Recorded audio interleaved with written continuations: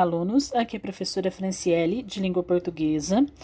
Nós estamos estudando com Aprender Sempre, volume 2. Esta é a sequência 3 e essa é a nossa aula 3. O tema da aula é Artigo de Divulgação Científica, a Estrutura Composicional, parte 1. O objetivo da aula é ler e interpretar o texto, reconhecendo a estrutura composicional do artigo de divulgação científica. Para saber mais, o artigo de divulgação científica tem por propósito comunicativo explicar assuntos diversos e divulgar ciência à população. Como não é destinado para especialistas na área, a linguagem do texto deve ser clara e objetiva, evitando-se termos técnicos. Há uma questão ética muito importante nos artigos de divulgação científica.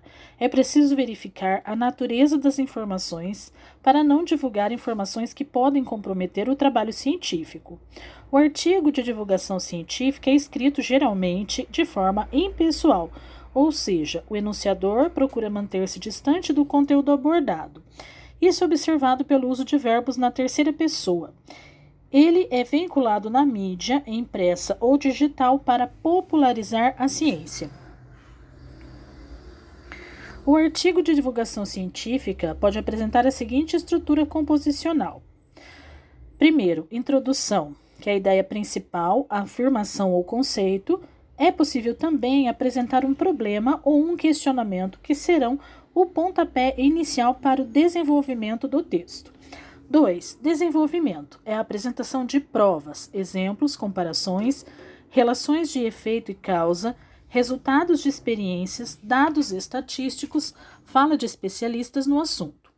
E 3. A conclusão, a apresentação da ideia que sintetiza a discussão.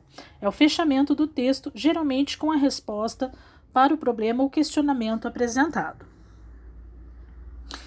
Por que os anfíbios estão desaparecendo? Quando o dossel da floresta é removido, a luz solar passa a incidir diretamente sobre o solo, criando condições excessivamente quentes e secas para a maioria dos anfíbios. Nessas circunstâncias, muitos deles simplesmente desaparecem do local. Nas últimas 2 décadas, especialistas em herpetologia, o estudo de anfíbios e répteis, tem registrado com frequência tendências alarmantes envolvendo populações naturais das espécies que estudam. Muitas populações locais de rãs, sapos e pererecas, por exemplo, declinaram acentuadamente de tamanho, enquanto outras simplesmente desapareceram. O problema é preocupante e tem sido registrado em escala planetária.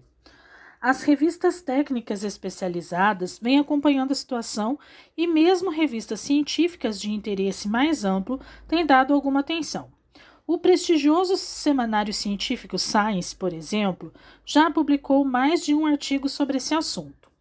Em julho de 2006, a revista publicou uma carta assinada por cerca de 50 especialistas do mundo inteiro, quase um abaixo-assinado, chamando a atenção para o desaparecimento global de anfíbios. Estariam esses e outros estudiosos mundo afora exagerando ou seria o desaparecimento desses animais resultado de um processo mais amplo e duradouro? Ocorre que o fenômeno às vezes pode ser explicado por fatores locais, mais ou menos restritos. Esse seria o caso, por exemplo, da criação de clareiras no interior da floresta ou do desflorestamento em pequenas propriedades. Quando o dossel da floresta é removido, a luz solar passa a incidir diretamente sobre o solo, criando condições excessivamente quentes e secas para a maioria dos anfíbios. Nessas circunstâncias, muitos deles simplesmente desaparecem do local. O desaparecimento local pode ter a ver também com a presença de animais introduzidos pelos seres humanos. Um exemplo pode ser visto em áreas de pastagem que abrigam corpos d'água. Na época chuvosa, o gado bebe em lagoas que são utilizadas também pelos anfíbios como sítios reprodutivos. Na seca, à medida que o nível das lagoas diminui, surge uma faixa de lama que é pisoteada pelo gado em busca de água. pode parecer estranho para nós, mas as pegadas dos cascos podem ser suficientemente profundas a ponto de aprisionar anfíbios jovens que caem nelas e não mais conseguem sair.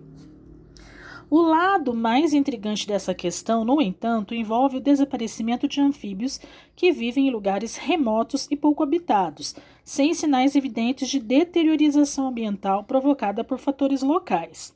Nesses casos, a extensão global do problema sugere que deveríamos buscar explicações igualmente globais. Dois fatores que parecem estar contribuindo de modo decisivo para o declínio numérico ou mesmo o desaparecimento de populações de anfíbios em escala planetária são a chuva ácida e o aumento na radiação ultravioleta provocado pela rarefação na camada de ozônio atmosférico. Então, olha a questão 1. Qual é o propósito comunicativo do texto? Uma sugestão de resposta aqui é explicar os motivos que levam ao desaparecimento dos anfíbios. A questão 2. Qual é a relação entre o título e o conteúdo do texto? Então, uma sugestão aqui de resposta é que o título ele apresenta um questionamento e o conteúdo do texto traz as explicações para esse questionamento apresentado. 3. O autor apresenta duas explicações para o desaparecimento dos anfíbios. Uma ele chama de explicação local, outra ele chama de explicação global. No quadro a seguir, exemplifique a ideia apresentada pelo autor. Então, na explicação local, vocês podem colocar assim, ó. A elevação da temperatura e a criação de animais que podem destruir os espaços de reprodução dos anfíbios. Na explicação global, vocês podem colocar assim: a chuva ácida e o aumento da radiação ultravioleta em escala planetária estão provocando declínio numérico ou mesmo o desaparecimento de populações de anfíbios. Depois aqui, a 4. De acordo com a organização das ideias no texto, em que parágrafos podemos encontrar as informações descritas no quadro? Marque com X nos números que correspondem ao parágrafo do texto.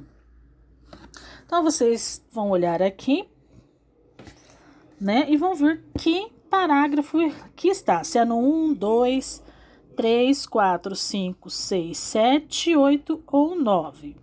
Então, por exemplo, continuando aqui, ó, chuva ácida e raios ultravioletas estão contribuindo para o desaparecimento dos anfíbios.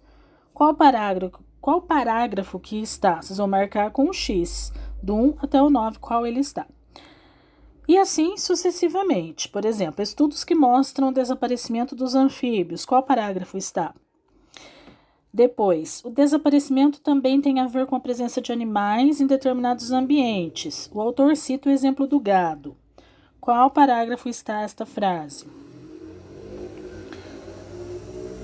O autor situa o problema discutido no texto. Depois, o autor apresenta a resposta para o questionamento do texto. E último, o autor afirma a insistência dos pesquisadores em alertar sobre o desaparecimento dos anfíbios. Então, vocês vão colocar aqui, marcar um X, né? De acordo com a organização dessas ideias no texto. A 5.